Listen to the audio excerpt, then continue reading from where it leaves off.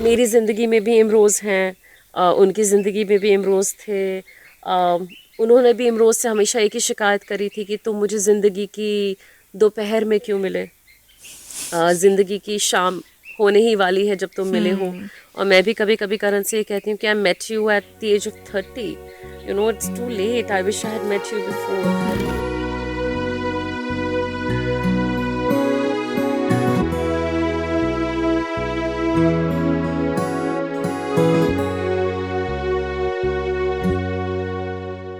Two roads diverge into a wood.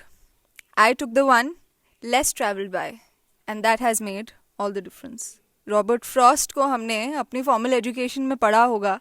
अगर इसी को हम हिंदुस्तानी में कहें तो, तुम जो सोच भी ना सको मैंने वो जिंदगी गुजारी है. तुम जो सोच भी ना सको मैंने वो जिंदगी गुजारी है. आदमखोरों की झीलों में भी मैंने कश्तियाँ उतारी हैं. आज के इस एपिसोड में मैं एक ऐसी इंसान को, एक ऐसी शायरा, if I would call you, को लेकर आई हूँ जिन्होंने हमें 1999 से 2019 तक का जो फासला है वो तय करना सिखाया है. You know, the OG, old school, vintage soul, Priya Malik. Hi Malik Saiba, thank you so much for joining me here, for traveling all the way with me thank you to so shoot this much. episode. बहुत अच्छा लग रहा है यहाँ आके। बहुत feel है आपके पूरे आपकी Atmosphere में। आपकी फील हमने थोड़ी सी अपने अंदर ब्लूटूथ कर ली है, ट्रांसलेट हो गई है थोड़ी सी. आई लाइक द वातावरण। वातावरण.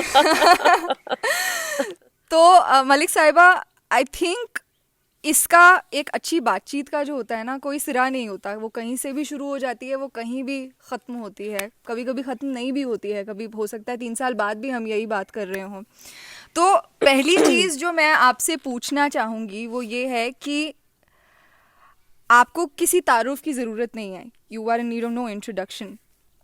लेकिन आप स्लो लिविंग को, जो आसानी से, या मुझे लगता है धीमी रफ्तार से ज़िंदगी बसर करने का जो एक आर्ट है, उसको बहुत आप मानती हैं, उसको मुझे लगता है जीती भी हैं एक तरीके से. लेकिन on the other hand you are an artist, right? और एक आर्टिस्ट और एक पॉपुलर फेस जो कि आवाम को पता है कि आप क्या काम करती हैं. जी। आप कविताएं लिखती हैं, आप एक्ट भी करती हैं. जी। तो मुझे ये बताइए कि एक तरफ ये स्लो लिविंग और एक तरफ ये हसल कल्चर, या भागना है भागना है. अभी भी जो हम बात कर रहे थे ऑफ कैमरा के भागना है भाई, मतलब 2 बजे ये है, 4 बजे ये है. तो वो कैसे बैलेंस आउट होता है? What a great question to start with. So slow living यानी कि एक धीमी रफ्तार वाली ज़िंदगी ही नहीं है. स्लो लिविंग अपने आप में जो एक फ़िलॉसफी है वो ये है कि जब आप जो कर रहे हो तब आप उसमें पूरी तरह से रमे हुए हो. और एक छोटा सा एग्जांपल है कि अभी हम ये कर रहे हैं तो क्या मैं इस मोमेंट में प्रेजेंट हूँ, और अगर वो जवाब हाँ है तो आप स्लो लिविंग की फ़िलॉसफी को अपना रहे हैं. Yes, as an artist, as an actor, घंटों घंटों की लंबी लंबी शूट्स होते हैं. मुझे ट्रैवल करना बिल्कुल नहीं पसंद. एयरपोर्ट्स पे जाना, फिर फ़्लाइट पकड़ना, फिर अपना पूरी ज़िंदगी को स्कैन करवाना, फिर आगे बढ़ना. लेकिन क्या उस मोमेंट में भी मैं उस मोमेंट में हूँ? क्या मैं ऑटो मोड पे तो नहीं चल रही? As long as you are doing that, as long as you are slowing down internally, आप फिर भी स्लो लिविंग अपना रहे हैं. ऑब्वियसली मुझे अपनी फुर्सत वाली मॉर्निंग्स बहुत पसंद है. फुर्सत की सुबह जिसको मैं बोलती हूँ, फुर्सत से चाय पीना, लेट उठना, गाने सुनना, वो सब मैं अपनी ज़िंदगी में कोशिश करती हूँ जो दिन आते हैं. लेकिन ऐसे बहुत सारे दिन आते हैं जिसमें वो धीमी रफ्तार वाली ज़िंदगी पॉसिबल नहीं हो पाती. तो फिर मैं वो प्रेजेंस ले आती हूँ. यू नो, क्या मेरा मन, मेरी रूह, मेरा दिमाग इस मोमेंट में है? और अगर जवाब है हाँ, तो यानी कि अंदर से मैं स्लो लिविंग कर रही हूँ. तो अभी भी चल रही है, वो चल चालू रही है, अभी इस समय भी चल रही है.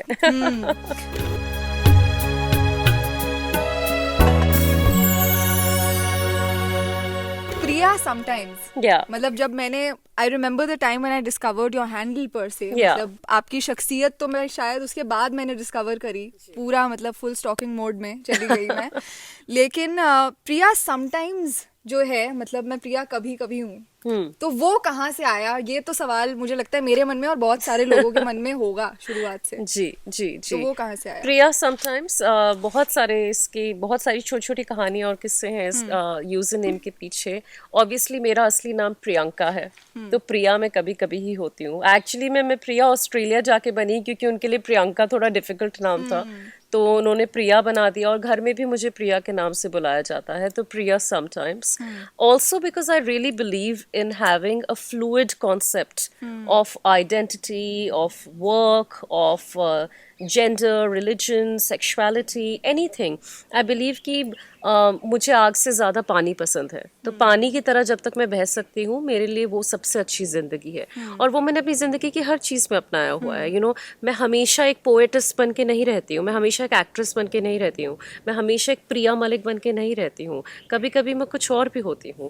तो वही है इसके पीछे का मेन कॉन्सेप्ट। और एक एलिस इन वंडरलैंड की भी कहानी है। It's one of my favourite books, you know, by Lewis Carroll. And एक बार एलिस से पूछता है, the caterpillar asks Alice, who are you? And she says, oh, I remember who I was in the morning, but I must have changed several times since then. And I think वो कहीं ना कहीं I can relate to that, you know. मैं कहती हूँ, a cat has 9 lives, so do I. If I look back at how my life has been, the things I have done, the रूप जो मैंने धारण किए, you know, इच्छाधारी नागिन की तरह अलग अलग अलग अलग अलग।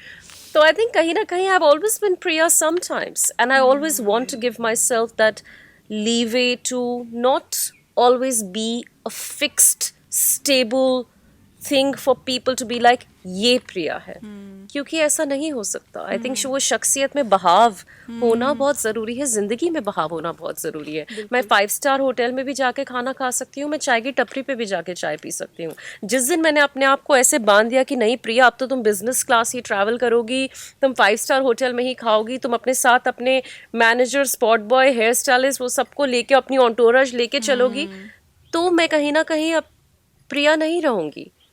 मैं जुड़ी रहना चाहती हूँ चीज़ों से।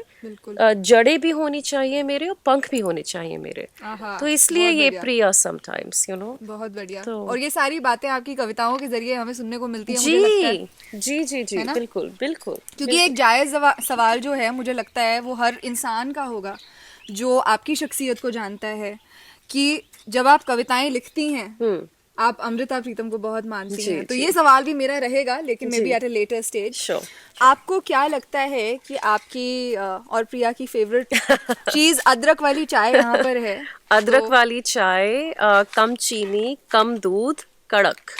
भाई नोट कर लिया जाए, हमने तो कर लिया है। तो हम भी पियेंगे चाय। और जो मैं ये बात आपसे पूछ रही थी कि you know, we were talking about this in the car also, कि जब आप एक ऑन्टोराज अपने साथ लेकर नहीं चलते हैं जी, तो मुझे लगता है वो आपकी मार्केट वैल्यू होती है, जी, राइट? जी, वो आप किस तरीके से अपने आप को, because we are eventually all selling ourselves, someone is selling their brain, someone selling their body, right? तो मुझे ये पूछना है कि जब आप लिखती हैं, जी, राइट, क्योंकि आपने कहा है कि आप शायद एक पोएटिस पहले हैं और एक एक्टर बाद में हैं। बिल्कुल बिल्कुल, ऑलवेज। लिखने के आर्ट में ना एक कॉन्सेप्ट होता है आमद का, कि वो जब चीज उतर रही होती है वो आप पर उतरती है किसी तरीके से, और फिर then it flows out of you. तो क्या आप उसमें मानती हैं, या आप बहुत सब्जेक्टिव हैं अपने अप्रोच से कि भाई आसपास की जिंदगी से इंस्पायर होकर लिख लिया? नहीं, actually I wish I was that person, because जब भी मेरे को एंड इंशाल्लाह पिछले 2 साल में काफ़ी मैंने कमीशन राइटिंग का काम किया है, and you know there are deadlines that you have to meet, there is a specific brief जो आपके पास आई होती है कि आपको इस पे लिखना है, हमारे शो का नाम हर लाइन के बाद आना चाहिए, you know, such very specific brand briefs that I sometimes right for. और मेरे लिए वो मुश्किल होता है, क्योंकि मेरे लिए I always say that I have to be pregnant with a poem, you know, and I have to deliver in natural labor. तो जब तक वो पूरा प्रेगनेंसी का पीरियड नहीं हो जाता, अंदर पूरी पोएम के सारे हाथ पैर, हार्ड मास, दिल दिमाग नहीं डेवलप हो जाता, और जब तक वो बिल्कुल निकलने के लिए पूरी तरह से मजबूर नहीं हो रखी होती, तो मेरे लिए it's I always give this concept and people tell me you should just have a baby because you know you're talking in pregnancy metaphors, but I have to be fully pregnant with a poem in order to give birth to a poem. मेरे लिए it's like being in labor. और वो कभी कभी मुश्किल हो जाता है because you can induce labor but not in poetry. and but I found a meeting ground between the two. So I don't keep very harsh deadlines for me. You know, if I'm speaking with a brand or speaking with anyone, I always tell them that मुझे जल्दी बस इस बात की है कि किसी बात की कोई जल्दी ना रहे जिंदगी में, और मैं अपने हर प्रोजेक्ट को भी उसी हिसाब से अप्रोच करती हूँ. And I become a little bit more selective with my work as well, which gives me that time period as well कि अगर मुझे 10 दिन चाहिए, मैंने 2 दिन में भी लिखा है, मैंने 1 दिन में भी लिखा है, but somewhere I try to listen to that inner voice because I don't want it to be just another brand poem or just another brand deal or just another poem. I want कि वो प्रिया की परछाई उसमें हो, कहीं ना कहीं उसमें कुछ सोल हो. तो वो कोशिश हमेशा रहती है. एंड मेरे लिए वो जो आपने कहा आमद, वो बहुत ज़रूरी है. It has to come to me, and my poems come to me at the weirdest times, you know. वो रेम की जो स्टेट होती है, हाफ स्लीपिंग स्टेट में, मुझे अपनी पंच लाइन्स, मैं 2019 में 1999, वो एक लाइन, उस लाइन के बाद वो पोएम बनी है आगे, राइट. तो कई बार वो लाइनें ऐसे आती हैं and they come in the most random situations, random times. तो I wait for them to come to me. तो मैं हमेशा लोगों को कहती हूँ कि वो आएगी पोएम, यू नो, आएगी, इट विल हैपन. और अगर फोर्स करके लिखा जाए, जो मैंने भी अपनी ज़िंदगी में किया है, और सभी राइटर्स अनफॉर्चुनेटली कभी ना कभी तो करते ही हैं अपने करियर की शुरुआत में या बीच में या कभी किसी काम की वजह से, वो पता चलता है. और अगर मैं किसी काम से अपने आप को एसोसिएट ना करूं और वो मेरा ही काम हो, it's like having a child and then abandoning the child. So I don't want to be abandoning my children. So if I have given birth to a baby, I want that baby to know that I am the mom and be proud of that. Yes. क्योंकि जब एक इंसान आपकी जिंदगी को, और ये किसी की भी जिंदगी हो सकती है, may be it's my life, may be it's your life, उसे एक बाहरी नजरिए से देखता है ना, उसको वो जिंदगी बड़ी अच्छी लगती है. यार ये तो वो सब कर रही है जो मैं करना चाहती हूँ, यू नो, यू अंडरस्टैंड. और उसको ये नहीं पता कि उसने कितना कुछ उखाड़ा है वहां पहुंचने के लिए. जी, राइट. तो मुझे ये बताइए कि how would you respond to someone who says कि भाई यार आपकी जिंदगी के लिए तो मैं एस्पायर करती हूँ, you know, if someone has the audacity to come to you and say this, because लोग डरते हैं यार. नहीं, so many people have said that to me and I understand aspirational value of living. हम सब ने किया है, you know. बचपन में मैं मिस यूनिवर्स बनना चाहती थी 1994 में, जब सुष्मिता सेन बनी थी. अच्छा. There's a very funny story about that too. Anyway, तो हम सब ने एस्पिरेशनल वैल्यू में ज़िंदगी जी है. मेरे जैसी बच्ची जो थी उसने तो बहुत जी है, बहुत लोगों को देख के सोचा यार ऐसी लाइफ होनी चाहिए. But what I have realised, specially being an artist, being a poet, and I am very grateful and humbled that I am living the life I had once dreamed of, right. It's like seeing a tree.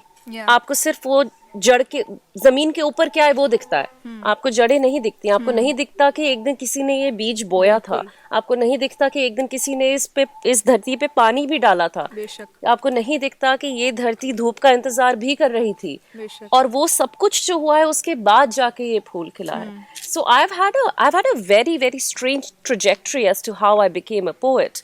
You know, the fact कि मैंने spoken word 28 साल की उम्र में शुरू किया. आजकल 15 साल के बच्चे भी स्पोकन वर्ड करते हैं. मेरे साथ के सर्किट में people are 20, 21, 25. I started at 28. तो do I regret that? No, because I've had my own journey. And nobody else can replicate it, and I can't replicate someone else's journey.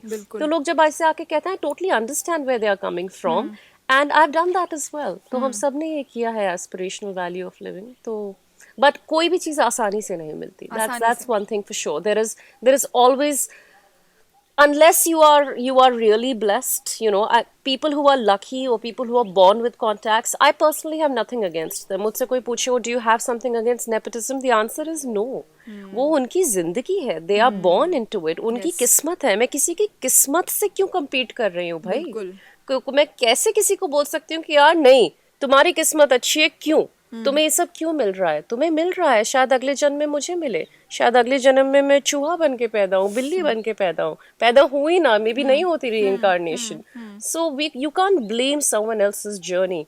Struggle is not a competition. And you should never treat struggle as a competition. आज अगर बैठ के मैं कहूँ कि आपने कम struggle की है, मैंने ज्यादा, इसलिए मैं ज्यादा अच्छी आर्टिस्ट हूँ, that is wrong. That is wrong. Absolutely. So that's good.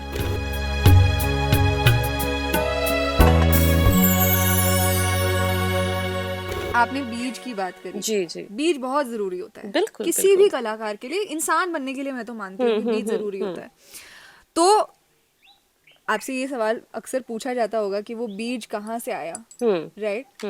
मगर मुझे ऐसा लगता है कि I want you to maybe अपनी यादाश्त में बहुत पीछे जाकर मुझे ये बताएं कि क्या आपको वो अपने माँ बाप से मिला, क्या आपको वो अपने आसपास के प्रकृति से मिला, नेचर से मिला? How did you get that seed of poetry? I was born a performer. That's for sure.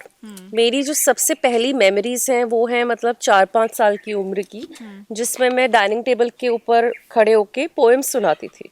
और वो होता है ना हमारे इंडिया में, चलो बेटा अंकल को पोएम सुना के दिखाओ। मेरे को बोलने की भी जरूरत नहीं पड़ती थी। मेरे घर लोग आते थे डिनर पे, मैं डिनर टेबल पे, there are videos of me, मेरी मासी की शादी का वीडियो है, उसमें मैं 5 साल की हूँ। अच्छा। और मैं स्टेज पे पोएम सुना रही हूँ, मैं ऐसे कर रही हूँ यूं, ये इंसी विंसी स्पाइडर, यू रिमेम्बर? कोई मुझे नहीं देख रहा है, कैमरा वाला दुल्हन पे है, मैं साइड में खड़े होके पोएम कर रही हूँ, किसको सुना रही हूँ, nobody knows. अच्छा। So I've been performing since I was very young. I loved attention. Wow.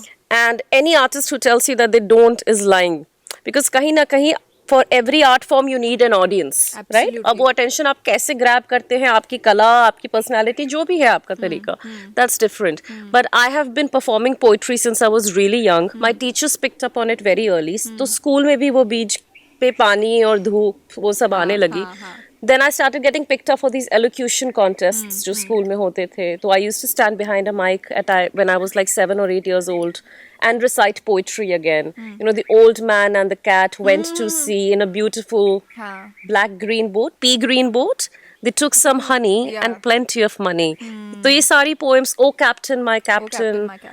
तो मैं अपना हाउस रिप्रेजेंट करती थी, फिर स्कूल रिप्रेजेंट करने लगी, फिर डिस्ट्रिक्ट रिप्रेजेंट करने लगी, फिर डिबेट्स में बहसा बहसी वो भी बहुत इजीली कर लेती थी, हिंदी भी इंग्लिश भी. I became a debate. कौन से स्कूल में थी? I was in Carmen residential in Dehradun, और उसके बाद कॉन्वेंट ऑफ जीसस इन मेरी देहरादून, और दोनों स्कूल्स को मैंने रिप्रेजेंट किया है. और देहरादून का कल्चर भी ये बहुत है, मतलब हमारा दून स्कूल में होती हैं district level debates. So I always used to win them. Like, always used to win them. I had this big of a stack with me of public speaking contests that I won. और वो सब वही है, elocution में first prize, debate में first prize, second prize की तरफ तो मैं देखती भी नहीं थी. I was a very competitive kid. I liked ambition. I still am. I know what I want in life. I know how to get there. And I have no qualms in working hard for it. तो वो सब हमेशा से चलता आया है. हाँ, लेकिन so I turned 17, class 12th. और उसके बाद 10 साल तक मैं माइक पे कभी नहीं बोली, ना कभी स्टेज पर चढ़ी. So from 17 to 27 was zero public speaking. ऐसा क्यों? Life happened. You know, I came to Delhi. I had to support myself. So I started working at a very young age. Then I went to Australia. I forgot what it was like to be on stage. And Oprah Winfrey once said, do what you have to do until you can do what you want to do. And I think for a lot of kids जो हम लोग middle class families से आते हैं, चीज़ सच है, right? अब तो शायद जनरेशन बदल गई है, लेकिन I could not have told my parents, अच्छा मेरी क्लास 12 हो गई, अब मैं एक थिएटर आर्टिस्ट बन जा रही हूँ. मन तो था, लेकिन पैसे कहाँ से आएंगे, right?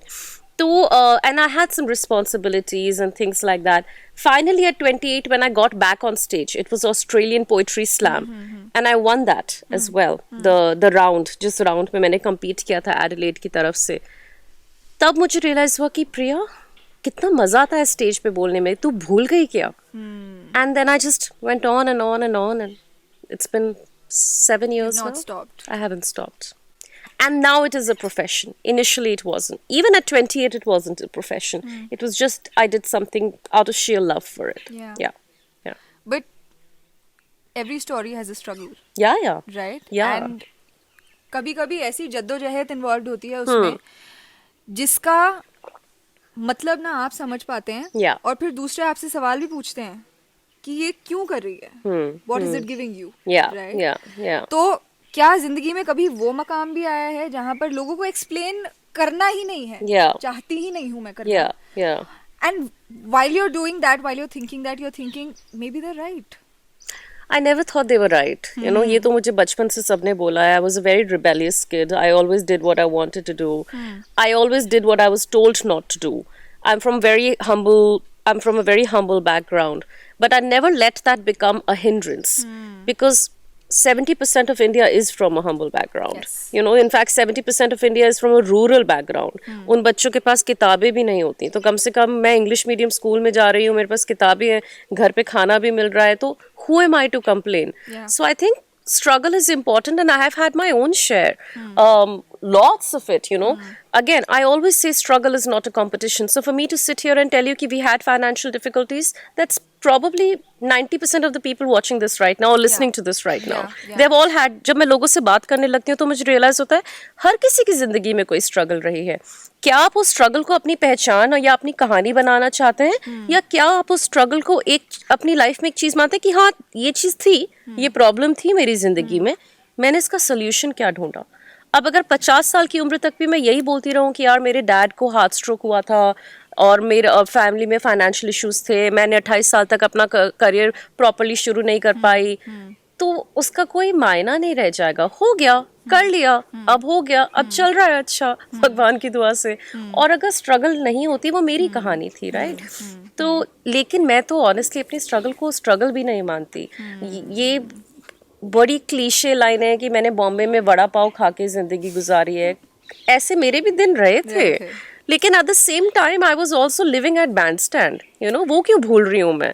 You know, vada pav की फोटो डाल सकती हूँ, आज का डिनर मैंने भी किया है. यू नो, कभी कभी रेंट के पैसे नहीं होते थे, मैं नई नई इंडिया में आई थी, फाइनेंशियल बैकग्राउंड कुछ था नहीं, कोई सपोर्ट नहीं था. पर ठीक है यार, लोग रेलवे स्टेशन पे सोने वाली कहानियां भी हैं. कोई भी रियलिटी शो उठा के देख लो. स्टेशन पे वो सोने नहीं देते, अलाउड नहीं है. मैंने कभी ट्राई ही नहीं किया. यू नो, एज वुमेन तो वैसे भी सोने तो दुनिया नहीं सोने देती, भूल जाओ. तो चैन से अपने घर में नहीं सो पाते, तो वो तो रेलवे स्टेशन की तो बात ही भूल जाओ. But again, I believe struggle is important. I want people to understand that struggle makes you who you are. I value my struggle. Looking back, I feel I'm glad I know the value of every rupee I earn. Yes. शायद मैं अगर एक बहुत well of background से आती, अगर मुझे किसी चीज़ की ज़िंदगी में जद्दोजहद नहीं करनी होती, हर चीज़ एक प्लेटर पे आके सर्व हो जाती है, तो शायद आज मैं ये वाली प्रिया नहीं होती. And would I choose to be that? The answer is no. I am very glad to be this Priya. You know, this not so perfect Priya, fluid Priya sometimes. ठीक है, जो है बहुत अच्छा है.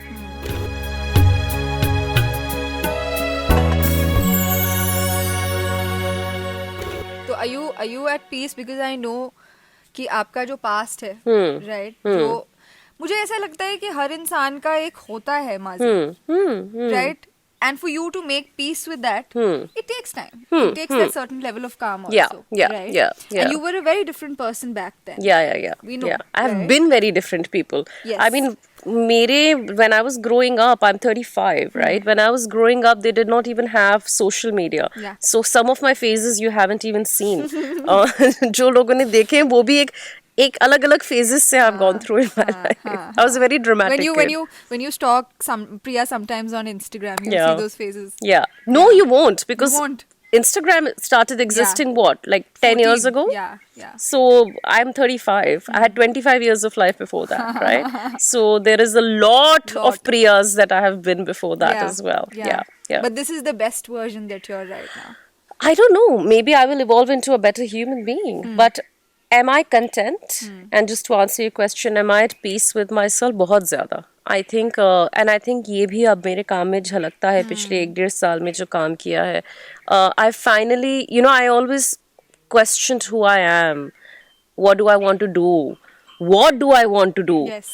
And I've got 4 degrees behind me. I've got an honors in English literature. I've got a postgraduate in applied linguistics. I've got a master's in teaching by coursework. I've got a master's in education by research. I was halfway through a PhD in Australia when I took part in the Australian Poetry Slam. I did raw comedy. I did Big Brother.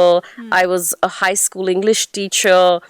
So I was doing all of these things, but while doing all of them, I was questioning myself every day. I remember I was a part of this career counseling session at my school. I used to teach class 11 and 12. And some of my students came up to me and they were like, Miss Malik, we don't know what we want to do in our lives. I said, welcome to the club.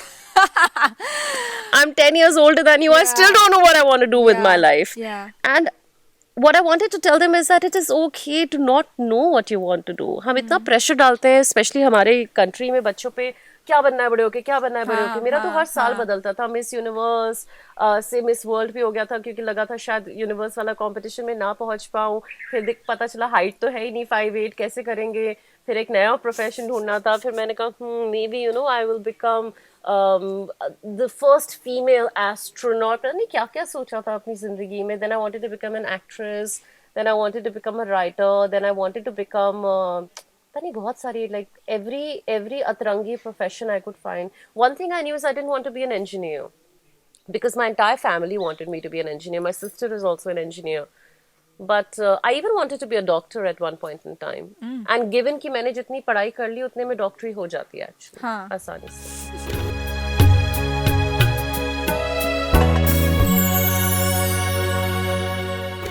प्रिया, जैसे मैं आपसे पूछ रही थी कि मुझे लगता है कि अदब की जो फील्ड होती है ना, लिटरेचर की, right, because both of us are operating from that field and you are right at the centre of that, right.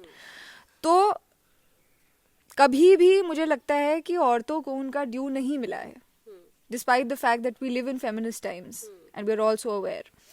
तो क्या आपको अपने सफ़र में कभी किसी भी मोड़ पर लगा है कि यार ये सिर्फ इसलिए हो रहा है क्योंकि मैं एक औरत हूँ? विमेंस डे पे लगता है. सारे कैंपेन्स आते हैं. In fact March is one of my busiest months and it's so funny you know because suddenly एकदम से काम आ रहा होता है and that's work that they can't get done by main because भाई विमेंस डे कैंपेन है. तो ऐसी छोटी छोटी चीजें होती हैं जहाँ पे लगता है कि इसलिए है, you no, tokenism is real. And तब लगता है कि इसलिए हो रहा है. And as you know, I have this poem called Art Has No Gender, which talks about this as well, that as women who are in the art sphere, there's so many other things. Like जो लोग अभी ये देख रहे होंगे उनकी सबसे पहला क्वेश्चन होगा कि हम खूबसूरत लग रहे हैं कि नहीं, राइट. कि इसके बाल, इसका प्रिया का मेकअप, प्रिया के झुमके, प्रिया के कपड़े भले ही अच्छे वे में भी हो. इवन इफ somebody says कि आप वृंदा आप बहुत हसीन लग रही हैं, कोई बुराई नहीं है उसमें. लेकिन अगर पूरी अटेंशन उसी पे रही है और ये बात पे नहीं कि वृंदा कितना अच्छा बोलती हैं या कितने अच्छे सवाल पूछ रही हैं, तो गलत है. So I think as women एक वो चीज़ भी हो जाती है, you know, we our outer appearance, like in 1956 when Amrita Pritam ji won the Sahitya Academy Award, तो उनसे पूछा गया था कि क्या आप इसलिए जीती हैं क्योंकि आप सुंदर हैं, क्योंकि आप हसीन हैं. And you know, it was such a shame that, you know, she got asked that. And that happens in our country even today. I don't think we live in feminist times. You know, हम upper class feminists को लगता है कि we are living in feminist times. But if you start looking at intersectionally the way feminism operates, you know, गांव की औरतें and, you know, the Dalit women and the Adivasis and all of that, they are still fighting the fight. And so are we in our own ways. But again, we remember we were talking about हम एक बहुत privileged place से बात करते हैं. तो I think जब भी मैं पहले जब फेमिनिज्म के बारे में सोचती थी, you know, आज से 6-7 साल पहले भी जब मैंने पोइट्री करना शुरू किया था, मेरा बहुत ही एक अलग नज़रिया था. मेरे लिए फेमिनिज्म का मतलब बहुत छोटा था. मेरे लिए फेमिनिज्म का मतलब ये था कि मुझे जो पहनना है मैं पहनूं, मुझे सिगरेट पीनी है तो मैं पीऊं. अब वो सब बदल चुका है. अब मुझे रियलाइज़ हुआ है कि मेरे पहनने और सिगरेट पीना बहुत बाद में आता है.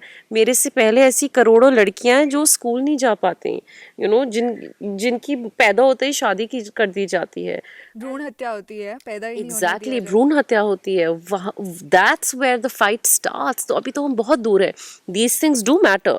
हमारे को अपनी ज़िंदगी जीने का जैसे अधिकार है, जैसे हम जीना चाहते हैं, क्या जैसे हम अपने आप का कपड़ा, अपना लहजा रखना चाहते हैं, वो भी ज़रूरी हैं, लेकिन वो सबसे ज़्यादा ज़रूरी चीज़ें नहीं हैं. So I have also kind of, you know, changed my entire approach towards feminism in the last couple of years and started looking at things with a more macro lens. तो बहुत चीज़ें, it's such a muddled up game when you start looking at all of these things. So yeah, I mean, you know, drawing from what you just said, कि आपको क्या लगता है कि जो हम इतनी लिमिनल अंडरस्टैंडिंग है ना, हमारी समझ ही इतनी छोटी है.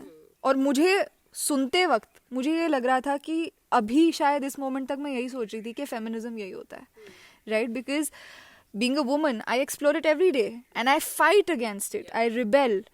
तो आपको क्या लगता है कि आप, because we talk about your rebellion and you being a rebel at certain point in life, तो वो रिबेलियन, वो आपका वो बागी होना, वो कहाँ से शुरू हुआ आपको लगता है, और क्यों शुरू हुआ? I think by nature I've always been a rebel. I've always tried to push boundaries. I've always questioned things. मैं हमेशा पूछती हूँ क्यों, क्या, कैसे. और हमें एज women again हमें कहा जाता है कि ऐसा मत पूछो, मत कहो, तुम्हें बोला है तो करो. मैं कहती थी मैं क्यों करूँ, राइट. और जो मैं आपको इंस्टेंस भी सुना रही थी गाड़ी में भी, तो ये बहुत बचपन से शुरू हो गया था, छोटी छोटी चीज़ों में. जैसे साइकिल चला रही हो तो सिर्फ अपनी गली में चलाओ. मैं चलाते चलाते डोभाल वाला, बकराल वाला, पता नहीं कहाँ कहाँ होके आगे फिर घर पे आती थी. Because I wanted to push that boundary कि ऐसा क्यों कह रहे हैं मेरे मम्मी डैडी, हाँ ये मत पहनो, क्यों नहीं पहनो. So I wanted to wear it and see कि क्या होता है अगर मैं पहनती हूँ तो. एंड बॉयफ्रेंड्स मत बनाओ, क्यों नहीं बनाओ, क्या होता है अगर मैंने बॉयफ्रेंड बनाया तो बचपन में तो रिबेलियन इन सब चीज़ों से शुरू हुआ था. I was a very, when I say very rebellious, I really do mean it. And I became a rebel adult as well. And I think कहीं ना कहीं वो बागीपन अभी भी है मेरे अंदर. जब मैं ऑस्ट्रेलिया गई थी तब कभी भी वहाँ पर अगर इंडियन कपड़े पहनो, so people use to look at you very strangely as if you are wearing a fancy dress, और look down upon you because you are being so Indian in their faces. और मैं एक Australian high school में teaching करती थी, और वहाँ मेरा रिबेलियन चेंज हो गया. वहाँ मैं इंडियन कपड़े पहन के जाने लगी. अच्छा. वहाँ मुझे नहीं पहने थे पैंट्स और स्कर्ट्स. जिस चीज के लिए मैं अपने पेरेंट्स से लड़ी थी 16 साल, बिल्कुल वो चीज मुझे 25 साल की उम्र में नहीं करनी थी. I wanted to wear saris to school and I started doing that. I started wearing salwar kameez to school. कि अच्छा ये अब मेरा रिबेलियन. अब बताओ, why can't I teach in a salwar kameez, why can't. तो हमेशा it has always, with me it has always been about questioning the authority in order to understand where it comes from. अगर किसी का कभी मुझे पॉइंट ऑफ व्यू सही लगता था तो वो भी ठीक है. और अभी भी वो रिबेलियन मेरी जिंदगी में हमेशा से रहा है. एंड आई एम ग्लैड कि वो रहा है. बिकॉज अगर सब लोग भेड़ चाल में चलने लग जाएंगे तो आगे फिर जिंदगी नहीं चल, तो शेर नहीं हो सकता. और आपके रिबेलियस होने से फ्री विल, कि भाई हम जिस भी पाथ को लेना चाहते हैं हम वो ले सकते हैं, उसके एकदम दूसरी तरफ खड़ा है नसीब, किस्मत. जी. तो क्या आप पूरे तरीके से फ्री विल में मानती हैं, किस्मत में मानती हैं, या आपको लगता है कि इन दोनों का होना जरूरी है? इन दोनों का होना ज़रूरी है. आपके अंदर काबिलियत तो होनी ही चाहिए, जज्बा होना चाहिए, लेकिन साथ में किस्मत भी आपका साथ देनी चाहिए. आज की डेट में अभी हम यहाँ बैठे हैं, अभी मुझसे कई ज़्यादा दिग्गज राइटर्स, पोएट्स, एक्टर्स बैठे हैं जिनके पास शायद काम नहीं है, right, because their luck is not in their favour. और ऐसे भी बहुत सारे हैं जिनका काम बहुत ख़राब है, जो शायद अच्छा लिखते भी नहीं है, शायद अच्छा कुछ भी नहीं करते, लेकिन किस्मत उनका साथ दे रही है. So I always say that talent and luck, they need to intertwine at some point in your life. लेकिन लक से ज़्यादा ज़रूरी टैलेंट है, टैलेंट से ज़्यादा ज़रूरी लक नहीं है. और एक कहानी है इसमें, अगर आप कहती हैं तो मैं सुनाती हूँ. कहानी है एक आदमी की जो एक लॉटरी का टिकट जीतना चाहता है. अच्छा. उसकी जिंदगी की सिर्फ एक ही तमन्ना होती है, उसको लॉटरी जीतनी है. अच्छा. वो सब कुछ करता है. वो सारे पंडितों को खाना भी खिलाता है, सारी दरगाह पे जाता है, वो चर्च जाके सारी घंटियां बजाता है, वो सारे गुरुद्वारों में जाके मत्था टेक के आता है, चारों धाम की यात्रा करता है, गरीबों की हेल्प करता है, अच्छे काम करता है, और रोज़ भगवान से सिर्फ एक चीज़ मांगता है कि आप किसी तरह से ना मुझे लॉटरी जितवा दो. उम्र बढ़ती रहती है, बुढ़ा हो जाता है, एक दिन मर जाता है, स्वर्ग पहुंचता है, इतने अच्छे काम किए तो स्वर्ग ही पहुंचेगा. और भगवान से मिलता है, और भगवान कहते हैं तुमने बहुत अच्छा जीवन व्यतीत किया. वो कहता है लेकिन मैं आपसे बहुत नाराज हूँ. भगवान कहते हैं क्यों? कहता है मैंने आपसे सिर्फ आज तक जिंदगी में एक ही चीज मांगी थी कि आप मुझे लॉटरी जितवा दीजिए, आपने ऐसा नहीं किया. तो भगवान हंसते हैं, मुस्कुराते हैं और कहते हैं वत्स, तूने टिकट ही नहीं करी था. ओह उफ. तो कुछ भी जीतने के लिए कुछ कर्म करना भी जरूरी है. And I don't even remember इस कहानी मुझे किसने सुनाई थी, बहुत ही रैंडम ये कहानी मेरी जिंदगी में आई, और ये कहानी मैं हर किसी को बताती हूँ because I think this is such an important lesson, right. बिल्कुल. That in order to get something, अगर हम सिर्फ लक को बोलते रहे यार मेरे तो लक में ही नहीं है, मेरे तो नसीब में ही नहीं है, you have to do something in order to get that as well. वो ज्यादा जरूरी है. लॉटरी जीतो ना जीतो कोई बात नहीं, पहले टिकट खरीद लो. वाह. तो हाँ, टिकट मैंने खरीदा, लाइन में भी लगी रही। लॉटरी लग गई कि नहीं? I am happy, I am doing what I wanted to do. तो मेरे हिसाब से यही मेरी लॉटरी। मैं अपना सवाल ही भूल गई हूँ जो मैं पूछने वाली थी आपसे। But I'll get back. तो मैं ये आपसे ये पूछना चाह रही थी कि अमृता को आप बहुत मानती हैं जी। आप कितनी अमृता हैं? आपकी जिंदगी कितनी अमृता की जिंदगी है? You know, it's so funny that you ask me that. I think somewhere I have manifested a lot of her life in me as well. Um, I discovered Amrita ji very late in life. I discovered her when I was in Australia. और गुलजार जी की वो album release हुई थी जिसमें उन्होंने उनकी कविताएं सुनाई हैं. आई थिंक 2000 एंड समथिंग साल था, और मैंने सबसे पहली कविता सुनी थी मैं तेनू फेर मिलांगी. And it stayed with me. मैंने कहा ये कौन है, ये मैंने कैसे नहीं सुनी आज तक कविता. You know, I have always been into poetry, never a lot into Hindi and Punjabi poetry, but I knew the popular pieces always. And then I started looking into it more and more. मैंने उनकी किताबें मंगवाई. उस time India से किताबें आना थोड़ा time लगता था. ऑस्ट्रेलिया में इंडियन किताबें तो मिलती ही नहीं थी. मैंने खतों का सफ़रनामा पढ़ी उनकी और इमरोज़ की. मैंने इंटरनेट पे पूरा सब कुछ ढूंढ डाला. And that's how I started getting more and more into her poetry. I read Pinjar and you know I did all my homework as well. But I think कहीं ना कहीं बहुत सारे coincidences रहे. For instance, जो उनकी सबसे famous poem है वारिस शाह वाली, वो उन्होंने देहरादून में लिखी थी, और मैं भी देहरादून की ही हूँ. वो देहरादून से दिल्ली के रास्ते में थी जब उन्होंने लिखी थी. उनका नाम था अमृता प्रीतम. प्रीतम उनके एक्स हस्बैंड का नाम था, प्रीतम सिंह. मेरा नाम है प्रिया मलिक. मलिक मेरा अपने एक्स हस्बैंड से आता है. मेरी ज़िंदगी में भी इमरोज़ हैं, उनकी ज़िंदगी में भी इमरोज़ थे. उन्होंने भी इमरोज़ से हमेशा एक ही शिकायत करी थी कि तुम मुझे ज़िंदगी की दोपहर में क्यों मिले. ज़िंदगी की शाम होने ही वाली है जब तुम मिले हो. और मैं भी कभी कभी करण से ये कहती हूँ कि I met you at the age of 30. You know, it's too late. I wish I had met you before. But do I consider my poetry anywhere close to hers? No. I think, you know, unka kaam, unka pura, I'm not probably even an inch of what she was. But there is, I've done shoots being Amrita Pritam. एक बहुत ही खूबसूरत shoot था जो peak pandemic में मैंने किया था, और उन ब्रांड वालों ने कहा था अगर आप मना करते तो हम ये शूट करते ही ना, बिकॉज हमारे लिए और कोई अमृता नहीं हो सकती. And sometimes the biggest compliment I get is कि आप इस युग की अमृता प्रीतम हो. मेरे लिए वो बहुत बड़ी बात है. मतलब जब कोई लिखता है तो मैं बोलना चाहती हूँ थोड़ा सोचिए.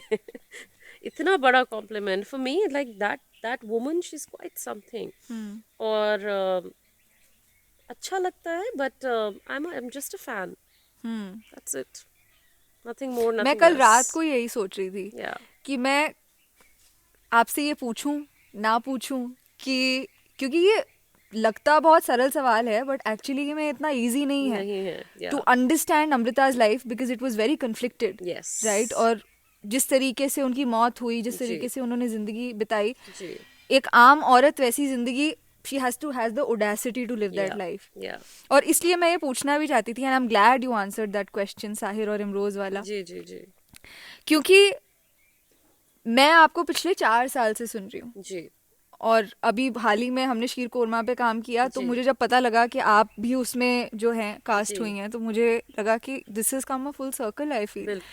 क्योंकि कभी कभी ऐसा होता है कि आप जब किसी का काम सुनते हैं, देखते हैं, तो आपको उसकी गहराई मापने में ना साल दर साल लग जाते हैं. जी. और वो शायद अच्छा काम भी होता है जो आपको पहली बार में समझ ना आए. जी.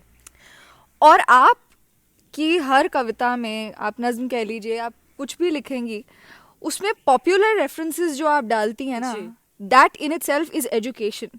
क्योंकि हम सब में से कितने लोगों को पता होगा कि गुलजार ने ये लिखा था, 116 चांद की रातें और तेरे कांधे का तिल. तो वो जब आप डाल देती हैं तो इट्स जस्ट साउंड्स, ये मैंने कहीं सुना हुआ है, ये इन्होंने क्यों यूज किया. तो ये ऑब्सेशन जो है गुलजार साहब के साथ, मुझे ये बेइंतहा उम्मीद है कि ये फुटेज किसी तरह गुलजार साहब तक पहुंच जाए. और वो ऑब्सेशन कहाँ से शुरू हुआ, क्योंकि आदि हमारा मिलेनियल जेन जी गुलजार साहब को आपके थ्रू जानती है. अरे that's again a huge complement. नहीं, ऐसा मैं नहीं मानती। इनफैक्ट गुलजार जी के काम को मैंने बहुत कम रेफरेंस किया है, और मैं चाहती हूँ कि मैं उनके काम को बहुत ज़्यादा तवज्जो दूँ, बिकॉज उनका काम अपने आप में, जो आप बात कर रही थी शुरू में, आमद, I think he is blessed. Yes उनके ऊपर आप खुदा का हाथ बोल लीजिए, आप सरस्वती बोल लीजिए, I mean he is something. एक उन्होंने ऐसी ऐसी चीजें लिखी हैं जो शायद हम अपने सपनों में भी नहीं सोच सोच भी नहीं सकते। सकते। I think even if I die in the next like 40 years, I don't think I would ever be anywhere close to his writing. In fact, उन्होंने कितना कुछ लिखा है, right? From a male perspective, from a female perspective, Yes.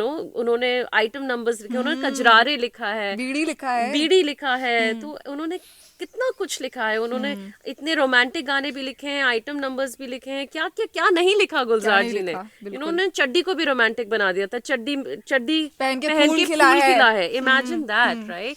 So he is a stalwart. तो गुलजार जी को मैंने ज़्यादा in fact नहीं पढ़ा है, मैं कोशिश कर रही हूँ। मैंने अभी recently in the next last few months I have purchased a few books उनकी लिरिक्स राइटिंग को भी समझने के लिए, और जितना आप उनको पढ़े उतना कम है। मतलब वो एक समंदर की तरह है, बिल्कुल तो मतलब आप डूबना चाहे भी तो भी वक्त लगेगा। बिल्कुल। So that would be my thing for Gulzar ji. और आप गुलजार साहब को इतना मानती हैं, जी। मतलब मुझे लगता है कि अमृता और गुलजार साहब ये दो लोग ऐसे हैं जो बहुत आप बात करती हैं इनके जी। बारे में भी। तो आगे राइट आप ऐसा मतलब what are you looking forward to in terms of creation, कला क्रिएट करने के, जी। नज़में क्रिएट करने के तरीके जी। से, और जबान क्या है आपके लिए? जी जी। गाने लिखने की बातचीत चल रही है। होपफुली एक गाना रिलीज होगा सूनर और लेटर, तो इस साल का यही काम है। किताब चल रही है मेरी, एक हिंदी किताब, एक अंग्रेजी की किताब। Writing has always been my main focus. I look at myself as a writer performer first before anything else. बाकी जो भी मैं करती हूँ, एक्टिंग वगैरह वगैरह, इन्फ्लुएंसर वर्क, ये सब कुछ मेरे लिए बाद में आता है। Writing is number 1. I am working on a film script as well. तो राइटिंग ही चलनी है, और आगे जाके यही as I see myself as continuing my work as a writer performer. And yeah, बाकी देखा जाएगा आगे क्या आता है।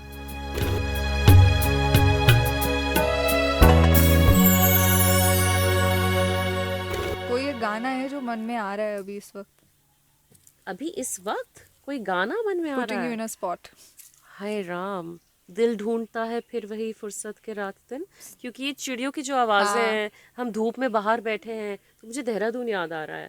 तो हम लोग घर में दोपहर को बाहर बहुत बैठते थे। मेरे डैडी ऐसी एक फोल्डिंग चेयर लेके बाहर बैठ जाते थे खाना खाने के बाद, और हम सब बाहर बैठते थे। और धूप बहुत अच्छी आती है देहरादून में, और सर्दियों की धूप उसकी बात ही अलग होती है। बिल्कुल। तो थोड़ा सा यहाँ पे देहरादून वाली फील्स आ रही हैं, और वो गाना हमेशा मुझे देहरादून की याद दिलाता है। तो या बजाएं? सुनाएं, बजाएं नहीं, सुनाएं। मैं सुनाने वालों में से नहीं हूँ, मतलब मेरी I don't have a singers voice, और मैंने कोशिश भी की है, मैंने सीखने की कोशिश भी की है, लेकिन रियाज इतना ज्यादा बहुत जरूरी है। जिसके लिए मेरे पास वक्त नहीं था। मैं अभी राइटिंग के लिए रियाज इज रीडिंग। जावेद अख्तर जी ने कहा था, अगर आप एक राइटर हैं तो आपका रियाज है रीडिंग। तो मैं उसमें थोड़ा ज़्यादा वक्त स्पेंड करती हूँ, और बाकी की जो चीज़ें करती हूँ। तो मैंने गाना सीखा था अभी कुछ महीने पहले की ही बात है। सा से स्टार्ट किया था, म पे छोड़ दिया था, लेकिन I love music, it really moves me, and I love classical, I love Hindustani music, I love old Bollywood music, and I wish I could sing, and may be someday I will, not today. ओफो। But कुछ सुना दे, चले, गा कर ना सुनाए, वैसे सुना दे कविता, जो आपका मन करे, जो आपको अभी ऐसा लगता है कि इस वक्त मेरे सबसे करीब लग रहा है। मुझे दोपहर बहुत पसंद है। अलसाई सी अंगड़ाई लेती हुई, वक्त रोक कर शाम की शॉल ओढ़कर आती है, सुबह की सिमटी चादर पर एक बार फिर सिलवटे दे जाती है। मुझे दोपहर बहुत पसंद है, अलसाई सी अंगड़ाई लेती है। बहुत अच्छे, बहुत बहुत बहुत खूबसूरत। मतलब कल रात को ही मैं सुन रही थी आपकी सारी वीडियोस, जी। रीरन मैंने कहा कुछ रिसर्च करना ज़रूरी है कि भाई कल क्या बात करेंगे। लेकिन ये मैं ज़रूर बोलना चाहूँगी आपसे कि मुझे आपके लिखे हुए से पहली बार प्यार नहीं हुआ था। इश्क हुआ था। पहली बार शायद मैं उस चीज़ को इंतज़ार कर रही थी कि वो मुझे छुए, जी और फिर मैंने वही बोला ना कि जो अच्छी चीज़ होती है ना वो साल दर साल आपके जी ऊपर जैसे रंग होता है वो जी चढ़ता जाता है, जी चढ़ता जी जाता है। जी। तो वो हुआ है मेरे साथ, हाउ लवली। राइट। और इंशाल्लाह इश्क भी हो जाएगा बहुत जल्द, क्योंकि प्यार से इश्क का फासला जो बिल्कुल, होता हाँ है हाँ वो तय हाँ। करना बहुत ज़रूरी होता है, बिल्कुल मोहब्बत बिल्कुल तक का। बिल्कुल। I agree. मगर हाँ, ये तो मैं आपसे पूछना भूल गई, today is we are shooting on Valentine's Oh day, yeah, we are. 14th February। और वैसे तो आपने इश्क और मोहब्बत की बहुत बातें की हैं, जी आपने अपने फ़लसफ़े भी बताए हैं जी हमें, जी। लेकिन अभी इस वक्त अगर आपको मोहब्बत को, हम्म इश्क नहीं बोल रही मैं क्योंकि इश्क एक पूरा it's a completely different ball जी जी गेम, जी जी। तो मोहब्बत को डिफाइन करना हो, हम्म हुई होगी आपको जी बहुत सारे लोगों से, जी बहुत जी सारी जी चीज़ों से, जी जी जी। तो वो प्यार आप कैसे? परवाह है। मैं हमेशा कहती हूँ कि अगर आप किसी चीज़ की परवाह करते हैं तो आप उससे प्यार करते हैं। तो मेरे लिए वो शब्द ही सिग्निफाई करता है। इनफैक्ट कॉम्यून ने मुझसे कुछ साल पहले पूछा था वैलेंटाइंस डे पे ही कि प्यार क्या है, और मैंने यही लिखा था प्यार परवाह है। और मैं अभी भी यही बिलीव करती हूँ, when I start caring for something और someone, I am that process of love starts from there. तो मेरी लव लैंग्वेज में एक्ट्स ऑफ सर्विस नंबर 1 आता है। तो जब मैं किसी चीज़ के लिए कुछ केयर करने लग जाऊँ तो यानी कि वो मोहब्बत है मेरे लिए। और वो as you said, you know, I care a lot about my work, I care a lot about the poems that I write, I care a lot about my cat, I care a lot about my parents, I care a lot about my first hour in the morning. मेरे लिए that is a very important thing as well. तो yeah, that to me is love. और इश्क क्या है? इश्क, आपने मेरी कविता नहीं सुनी? सुनी है। देखिए, मेरे लिए इश्क, इश्क मजाजी और इश्क हकीकी का जो फ़र्क है, मेरे लिए इश्क इश्क हकीकी है, मेरे लिए इश्क मजाजी नहीं है। और मेरे लिए बहुत ज़रूरी है वो खुद का कॉन्सेप्ट चला जाना, मेरे लिए वो यूनिजन ऑफ टू सोल्स, मैं की जगह हम में सोचना, मेरे लिए वो बहुत ज़रूरी है। इश्क हकीकी ऑब्वियसली उसमें आप अपने लवर को, या खुदा ही आपका लवर होता है या लवर आपका खुदा होता है, जिस भी तरीके से आप उसको इंटरप्रेट करें, मेरे लिए वो यही है कि खुद ही नहीं होनी चाहिए। खुदा हो ना हो वो अलग बात है, लेकिन प्यार में खुद ही नहीं होनी चाहिए, इश्क में खुद ही नहीं होनी चाहिए। बिल्कुल। जी, वहाँ पहुँच सकी हैं आप या अभी सफ़र मैं जारी है? पहुंच चुकी हूँ वहाँ पर। जी जी जी जी, फाइनली मैं पहुंच चुकी हूँ वहाँ पर। एंड आई थिंक कहीं ना कहीं ये जो रेस्टलेसनेस थी, you know, that restlessness of soul and all of that, I think वो भी थी मेरे लिए। प्यार, इश्क, मोहब्बत, मैं जो भी नाम दूँ, यू नो, मेटाफोरिकली, लिटरली, क्या दोनों सेम हैं, कोई भी आप मीम कल्चर कुछ भी करें, मेरे लिए रिलेशनशिप्स आर वेरी इंपॉर्टेंट। मेरे लिए एक बहुत बड़ी चीज़ थी ये। और finally, you know, like my art came to me naturally, this came to me naturally, it was a coincidence, meeting the love of my life, and I'm happy.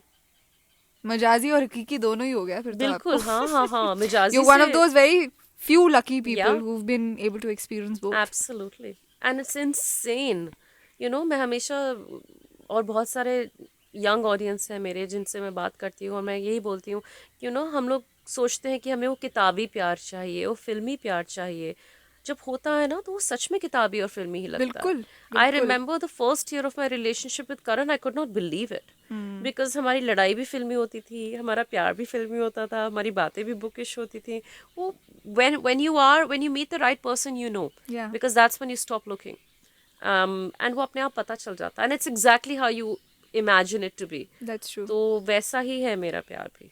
और इसलिए शायद हम फिल्म्स को परस्यू भी करते हैं ना, क्योंकि वो असल Agreed. जिंदगी में से निकल कर आती हैं। I agree. एब्सोल्युटली। जिंदगी साहित्य की तरह साहित्य होती है। साहित्य ही होती है साहित्य शायद। ही जिंदगी होती है। बिल्कुल। बिल्कुल बिल्कुल। थैंक यू सो मच, बहुत बहुत शुक्रिया। हम इतना हासिल कर करके यहाँ पर आए, and it's just, you know, it's insane that we have been able to have this conversation. या तो सुखनवर पर आने का बहुत बहुत शुक्रिया। लेकिन जाते वक्त मैं ये ज़रूर पूछूंगी जी। कि सुखनवर शो का नाम है, जी। तो आपका पसंदीदा सुखनवर कौन है? मैं तो सुखनवर में मैं कॉन्वर्सेशनलिस्ट या शायर, कौन से जोन में जाऊं आपके? जो आपका मन करे, क्योंकि एक अच्छा शायर एक बहुत अच्छा कॉन्वर्सेशनलिस्ट भी होता है. जी जी जी, बहुत लोग हैं जिनको सुनना मैं पसंद करती हूँ. अभी हम नीलेश मिश्रा जी की भी बात कर रहे थे. I love listening to his conversation. Gulzar ji की बातें मुझे बहुत पसंद है. जावेद अख्तर जी की बहुत पसंद है. मुझे कौसर मुनीर जी की बातें हाँ बहुत हाँ. पसंद है. She is actually one of the contemporary या writers that I look up to as well. And English poetry की बात कर लें या इंग्लिश कॉन्वर्सेशनलिस्ट्स की बात कर लें तो उनमें भी कई ऐसे नाम हैं, और आपका नाम भी अब उस लिस्ट में जुड़ चुका है, और इसीलिए आज मैं इस शो पर हूँ. So congratulations to you for that बहुत एज बहुत वेल. शुक्रिया. I am indebted and the way things have worked out, it's like it's conspired. तो बहुत यस, बहुत शुक्रिया बिल्कुल. मुझे हाँ कहने के लिए, क्योंकि मुझे पता है कि आपकी ना भी बहुत कीमती है और हाँ भी बहुत कीमती पूरी है. कायनात हमको मिलाने में जुड़ गई, और एज वी वर सेइंग, फिल्मी है जिंदगी, और वही होता है. And I am so glad. बहुत अच्छा शो है आपका, और सुनने में मज़ा आता है, देखने में मज़ा आता है, और I think you are doing something beautiful, and I wish you continue on your journey. शुक्रिया, बहुत बहुत शुक्रिया. Thank you so much. Thank you. Thank you. तो इसी के साथ हम इस एपिसोड के अंत पर आते हैं. अगर आपको ये एपिसोड पसंद आया तो आपको पता है क्या क्या करना है. मैं कोई नहीं होती किसी को कुछ बताने वाली.